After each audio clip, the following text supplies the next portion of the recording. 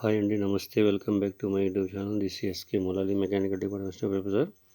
So ఈరోజు మీ ముందుకు ఇంకో వీడియో తీసుకొస్తున్నానండి. అదేంటంటే ఇంజనీరింగ్ మెకానిక్స్లో 4th యూనిట్ డైనమిక్స్ నుంచి అనమాట టాపిక్. సో టాపిక్ ఏంటంటే మనకి వర్క్ ఎనర్జీ ప్రిన్సిపల్స్ అనమాట. ఆ వర్క్ ఎనర్జీ ప్రిన్సిపల్స్ గురించి పూర్తిగా మీరు స్కిప్ చేయకుండా వీడియో చూస్తే మీకు అర్థమవుతుంది. సో టాపిక్ వచ్చేసి మనకి ఇప్పుడు ఎక్స్ప్లెయిన్ చేస్తాను, చూడండి. సో ఇదన్నమాట work energy principle. So work అంటే ఏంటో ప్రీవియస్ వీడియో చూసుకున్నాం. సో వర్క్ ఎనర్జీ నుంచి ప్రిన్సిపల్ అంటే ఏంటో చూద్దాం. ఇక్కడ డయాగ్రామ్ చూడండి. ఇది ఇక్కడ ఎస్ అంటే డిస్ప్లేస్మెంట్ అనమాట.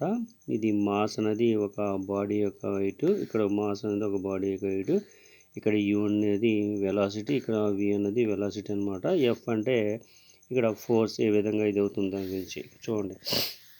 The principle of work energy may be stated as the work done by the resultant of system force on a body of mass during a displacement is equal to the change in kinetic energy of the body during the same displacement. So ఇది ఒక బాడీకి mass ఉందన్నమాట. Mass ఉన్న body ఏదైతే ఉందో అది force apply చేసినప్పుడు దాని యొక్క రిజల్ట్ అనేది కొంత బాడీ మీద ఉంటుంది. అది డిస్ప్లేస్మెంట్ బేస్ చేసుకుంటుంది అనమాట. ఆ డిస్ప్లేస్మెంట్ అనేది దీని యొక్క ఎనర్జీ చేంజ్ అయినప్పుడు వచ్చే ప్రాసెస్ ఏదైతుందో దాన్ని ఏమంటారంటే సేమ్ డిస్ప్లేస్మెంట్ అంటారు.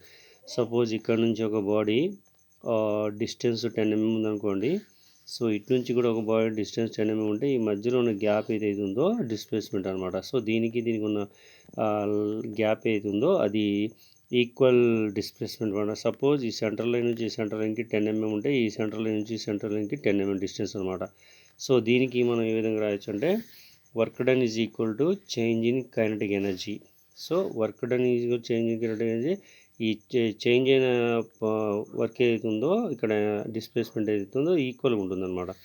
So FS is equal to half mv² అనమాట. v² అంటే వెలాసిటీ. సో వెలాసిటీ ప్లేస్ ఏమి రాసుకోవాలంటే initial velocity final velocity minus initial velocity రాసుకోవచ్చు అనమాట. సో అది హాఫ్ mv ప్లేస్లో v² మైనస్ u². ఇక్కడ వర్క్ మైనస్ ఎనర్జీ ఈక్వేషన్, ఇది వర్క్ ఎనర్జీ మైనస్ ఈక్వేషన్ అన్నది ఇది. సో ఇక్కడ ఎఫ్ అంటేనేమో resultant of system of force.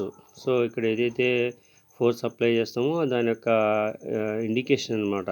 So ఇది న్యూటన్తో చూపిస్తారు. ఎస్ అంటే ఏమో డిస్ప్లేస్మెంట్. సో ఈ పాయింట్ నుంచి ఈ పాయింట్కి ఎంత అయితే డిస్ప్లేస్మెంట్ ఉందో ఆ డిస్ప్లేస్మెంట్ని ఎస్తో చూపిస్తారు అనమాట. అది మీటర్లో చూపిస్తారు.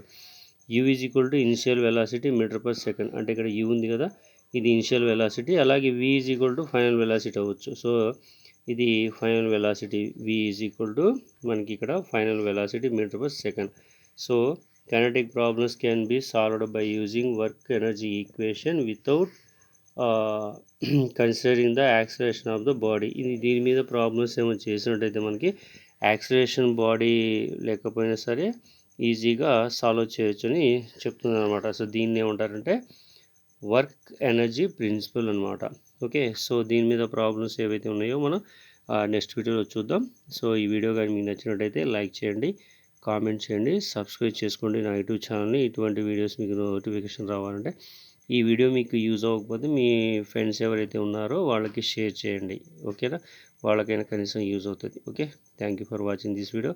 నెక్స్ట్ వీడియోలో మళ్ళీ ముందుకు వస్తాను. Thank you.